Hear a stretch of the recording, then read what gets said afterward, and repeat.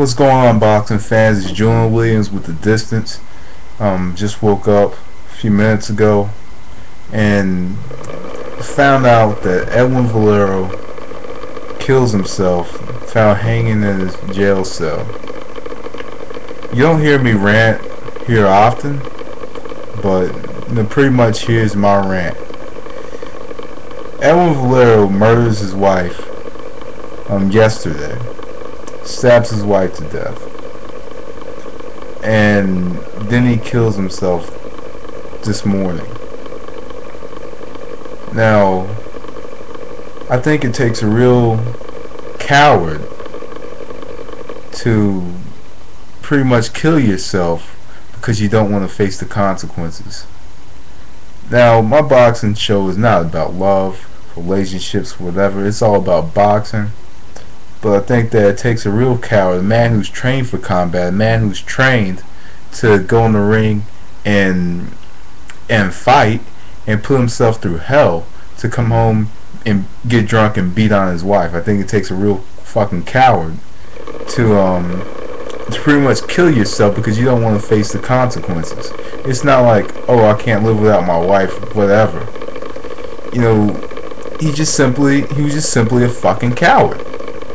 I really don't care what anybody has to say to me. I just think it takes a real fucking coward to kill yourself because you necessarily can't face the consequences. Because let's face it, and it's like this. If a woman pisses you off to the point where you gotta hit her, or if a woman pisses you off to the point where you have to stab her, then she's not worth being with. It's just as simple as that. So why don't you just leave her? It's that simple. And I know sometimes it's easier said than done, but like I said, it's not worth it. It's not worth the fucking stress, heartache, whatever. It's not fucking worth it. And really, if I see a man hitting my mom or hitting my sister,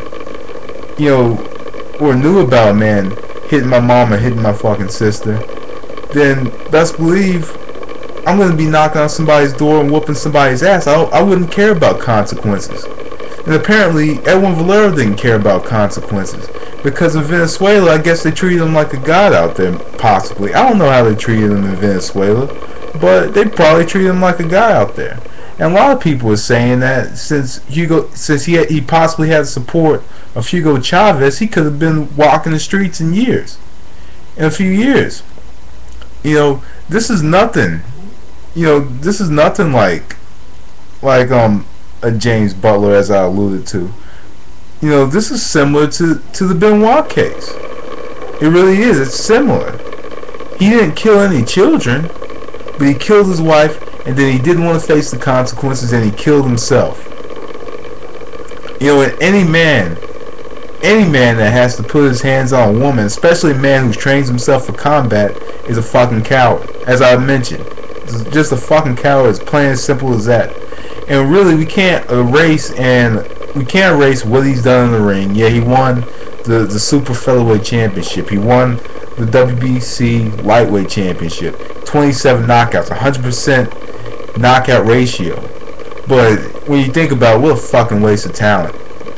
What a fucking waste of talent. This man had a lot of potential. He had a lot of potential. He could have been, he could have made a lot of money. He could have been a superstar. This man was pretty much knocking out everybody, and was more than likely on his way to knocking out everybody he's faced. But what he did was not right. I do think since he beat on his wife, he was a fucking coward. But he's more of a coward now because he couldn't face the consequences. When you do something wrong, there's consequences for those actions. And you have to pretty much step to it, two different ways. Either you cower away, or you be a man and you face the possible punishment. Edwin Valero cowered away. Fucking hung himself. Pretty much because he didn't want to face the consequence. He didn't want to rot in jail.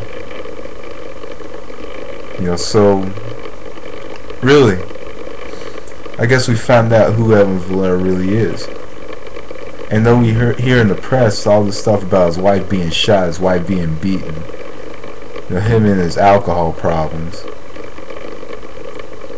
you know, that doesn't make what he did right. And we all know he didn't do it. We all know that what he did was way wrong.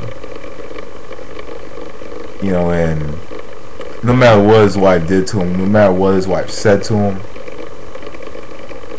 he didn't. It's not worth killing somebody over.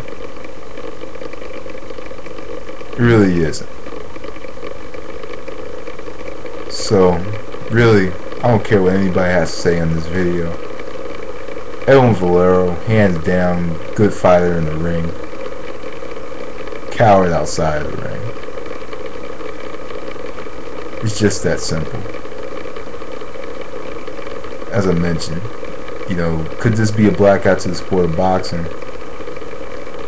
It takes one man to fuck up a good thing at times. 2007, we mentioned Chris Benoit. I mentioned Chris Benoit. And wrestling was under close scrutiny. 1997, Scottie Pippen beat on his wife. That's one man. Basketball came under close scrutiny. 1986, Lynn Bias died. College basketball has never been the same again. You know, so forth and so on. So what could this do to boxing? I honestly don't know. Maybe it could just be ignored because this is one man. And on top of that, you know, it wasn't in the United States, so maybe it will be ignored. But, you know, it's shit like this that really pisses me the fuck off. You know, because apparently Edwin Valero couldn't be a man, face the consequences for what he did. You know, after doing a fucking coward move and killing his fucking wife. You know, innocent until proven guilty, right? But pretty much he proved himself guilty by hanging his fucking self. Because he had a guilty conscience. So now all we can do is, like in 1971, like what John Lennon said in the song, all we can do is imagine. Imagine what he could have been in the ring. Because he had so much potential. What a fucking waste. But anyway, that was The Distance. Thanks for watching. Peace.